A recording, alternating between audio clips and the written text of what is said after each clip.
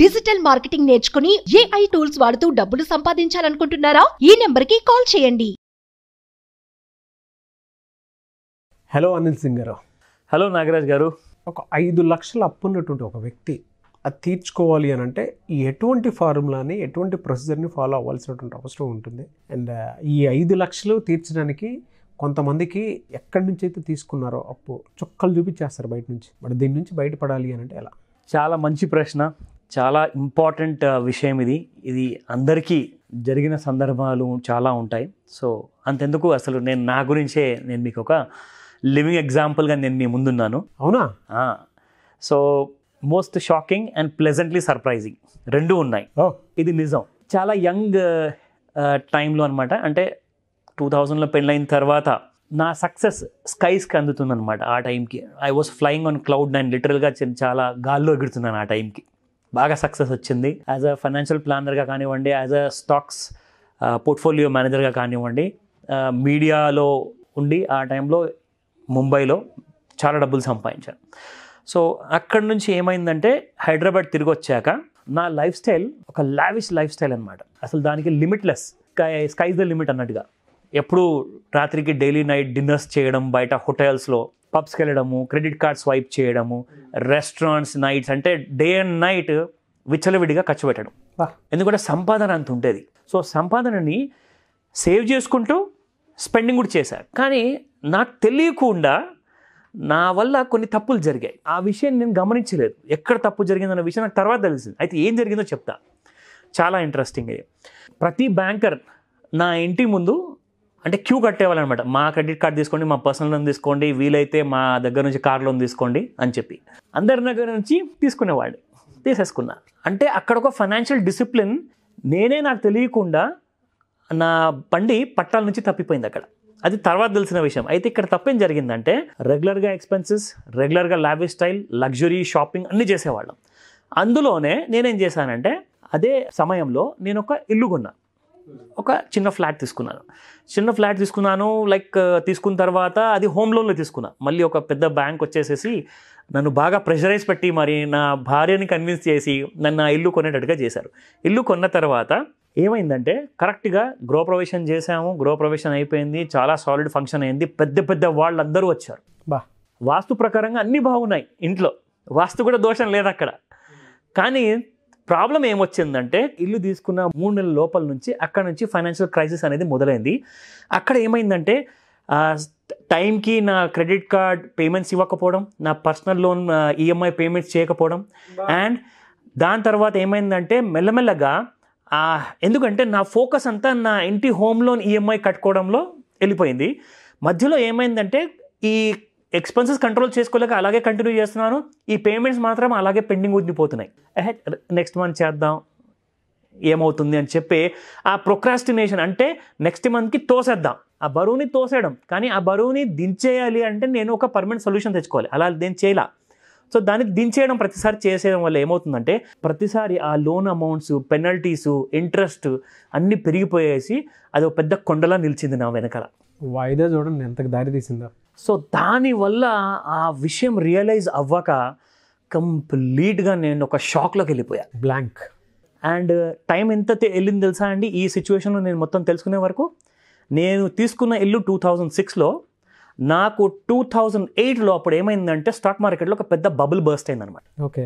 ఆ టైంలో నా ఉద్యోగం చేసుకుంటూ నేను ఇక్కడ స్టాక్ మార్కెట్లో రీసెర్చ్ చేస్తూ ఉంటే అప్పుడు ఏం చేశారంటే చాలామంది అసలు స్టాక్ మార్కెట్ ఇంత బాగుంది కదా, ఇంత టాప్లో ఉంది కదా, సో జాబ్ ఎందుకు, స్టాక్ మార్కెట్ డైరెక్ట్ చేద్దామని చెప్పేసి స్టాక్ మార్కెట్లోకి వచ్చేసారు. సో మొత్తం డబ్బులన్నీ అందులో పోయాయి. సో అక్కడ ఏమైందంటే ఇక్కడ డబ్బులు కట్టలేక, ఇక్కడ డబ్బులు సంపాదించలేక మొత్తానికి 2 వైపుల నుంచి నేను శాండ్విచ్ అయిపోయా. ఆ విషయంలో ఏం జరిగిందంటే నాకు బ్యాంకర్స్ టార్చర్ పెరిగిపోయింది. రికవరీ ఏజెంట్స్ ఆ కాలంలో ఎలా ఉండిందంటే లిటరల్గా మీరు ఒకవేళ డబ్బులు తీరుస్తారా చస్తారా మా చేతుల్లో అని భయపెట్టేవాళ్ళు అనమాట. అఫ్కోర్స్ భయపడి నేను ఏ రోజు ఎక్కడికి పారిపోలేదు. నేను ఏ రోజు నా మొబైల్ నెంబర్ కూడా నేను మార్చుకోలేదు. నా నంబర్ ఈ రోజు కూడా more than 15 years old number అది ఈ రోజు కూడా. సో ఆ సక్సెస్ఫుల్గా ఎలా బయటికి వచ్చానంటే అది కలనా నిజమా అన్న విషయం నాకు ఈ రోజు కూడా నేను ఒకసారి పిన్ చేసుకొని నన్ను నేను చూసుకుంటాను, నిజంగానే నేను బయటకు వచ్చేసాను అని చెప్పి నేను మీకు ఇప్పుడు చెప్తాను అసలు ఏం జరిగింది. సో ఏం జరిగిందంటే 2006లో ఇల్లు కొలిన తర్వాత ఎవరు కూడా నాకు ఫైనాన్షియల్ హెల్ప్ చేయడానికి ముందుకు రాలా. అఫ్కోర్స్ నా పేరెంట్స్ అంత రిచ్ కాదు, బట్ నేను వాళ్ళ కలను నేను నిజం చేశాను ఇల్లు కొని. సో ఇక్కడ ఏం జరిగిందంటే మొత్తానికి మా మిస్సెస్ నాకు చాలా కోఆపరేట్ చేశారు. ఇక్కడ ఏంటంటే ఆ ఉన్న కష్టాలని మీరు తీర్చేసేయాలి అంటే ఏం చేయాలనుకుంటున్నారంటే నేను అడిగాను అడ్వైస్ ఇవ్వండి అని చెప్పేసి. సో మా మిస్సెస్ ఒకటే మాట చెప్పింది, మన ఇల్లు అమ్మేయండి. ఎవరి దగ్గర కూడా మీరు వెళ్ళి మీరు అడగాల్సిన అవసరం లేదు డబ్బు, ఎందుకంటే మన దగ్గర ఒక అసెట్ ఉంది. ఆ యాజెట్ విలువ నా అదృష్టం కొద్దీ అది ఏమైందంటే 2006లో నేను కొన్నప్పుడు ఇల్లు 2008 అయిపోయిందండి. నేను అప్పటిదాకా నా డెట్స్ అన్ని నేను క్లియర్ చేసుకోలేకపోయాను, నా అప్పులన్నీ అలాగే ఉన్నాయి. మొత్తం 2 yearsలో బాగా అక్యుములేట్ అయిపోయింది, కొండలాగా నిలిచింది నా వెనకాల. సో ఆ అప్పుల్ని తీర్చేయడానికి 2008లో ఒక అదృష్టం కొద్దీ ఏం జరిగిందంటే నేను కొన్న 5,80,000 ఇల్లు కాస్త 14 లక్షల విలువ వరకు వెళ్ళిపోయింది. బా ఇది నిజం. నేను అగ్రిమెంట్ కొన్నది కూడా కావాలంటే ఎవరైనా అడిగితే నేను చూపిస్తాను, నేను అమ్మింది కూడా నేను చూపిస్తాను. సో మొత్తానికి నేను ఏం చేశానంటే 13 lakhsలో నేను ఆ ఇల్లు అమ్మేశా. బా ఆ డబ్బులన్నీ తీసుకెళ్ళేసి ప్రతి బ్యాంకర్ దగ్గరికి వెళ్ళేసేసి ఇమ్మీడియట్గా నేను అన్నీ క్లారిఫై చేసేసేసి క్లియర్ చేసేసేసి నేను ఆ కొండ ఏదైతే పెరిగిందో దాన్ని మొత్తాన్ని కరిగించేశా. ఈ 2 years ప్రాసెస్లో బ్యాంకర్స్ కానివ్వండి, వేరే వాళ్ళు కానివ్వండి, మిమ్మల్ని పెట్టినటువంటి టార్చర్, మానసిక వేదన మీకు ఏ విధంగా ఉండిందండి అసలు? చెప్పకూడదు, బట్ నిజంగా ఒక ఫ్యాక్ట్ చెప్పాలనుకుంటున్నాను. చాలా నెగిటివ్ థాట్స్ వచ్చాయి మైండ్లో, చాలా నెగిటివ్ థాట్స్ వచ్చాయి. చాలా ఒంటరిగా అయిపోయాను, ఎందుకంటే నాకు అన్న తమ్ముళ్ళు ఎవరు లేరు. సో మా అమ్మ నాన్నకి ఒకటే ఆశ నేను.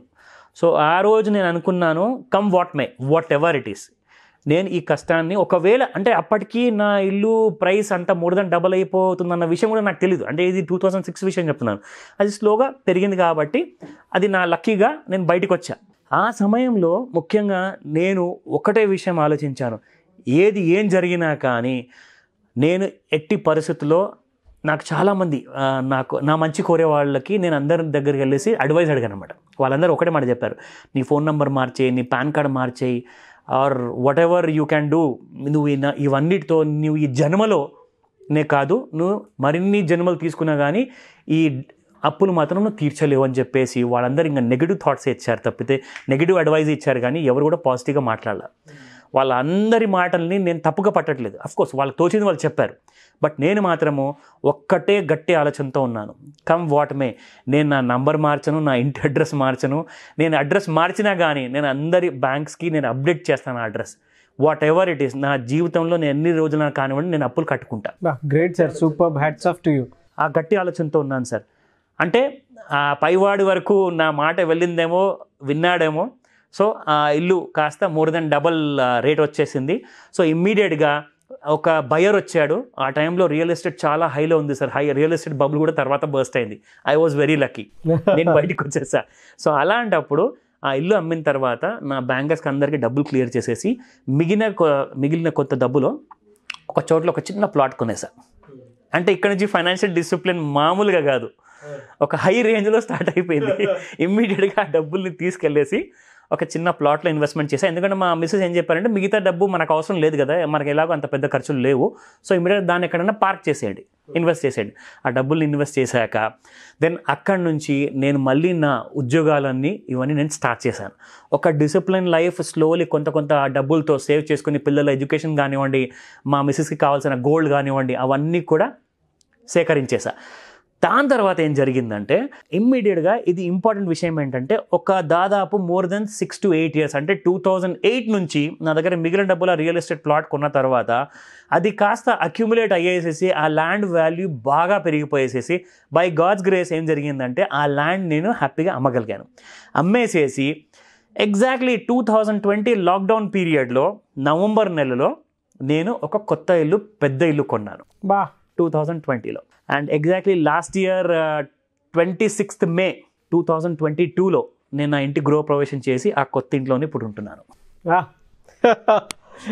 గ్రేట్ సార్, నిజంగా. So this is financial discipline అంటే నేను నా జీవితం నాకు నేర్పించిన పాఠం ఇది. ప్రతి ఒక్కరూ ఎటువంటి ఇన్స్పైరింగ్ స్టోరీ చూసిన తర్వాత ఒక హోప్ ఖచ్చితంగా క్రియేట్ అవుతుంది. ప్రతి ఒక్కరికి ఆ సమస్య ఉంటుందండి, ఖచ్చితంగా ఫినాన్షియల్ డిసిప్లిన్ అనేది అవసరం, దాని నుంచి బయటపడాలి. ఎవరూ కూడా కావాలని తప్పులు చేయరు, కొంతమంది చేస్తారేమో కానీ. సో ఖచ్చితంగా అటువంటి వాళ్ళకి ఇటువంటి ఇన్స్పైరింగ్ వీడియోస్ అవసరం. థ్యాంక్ యూ అండి, thank you so much and wish you all the best Anil Singh garu. Thank you so much Nagaraj garu. Suman టీవీలో మీ పర్సనల్ అండ్ బిజినెస్ ప్రమోషన్స్ కోసం కింది నెంబర్కి కాంటాక్ట్ చేయండి.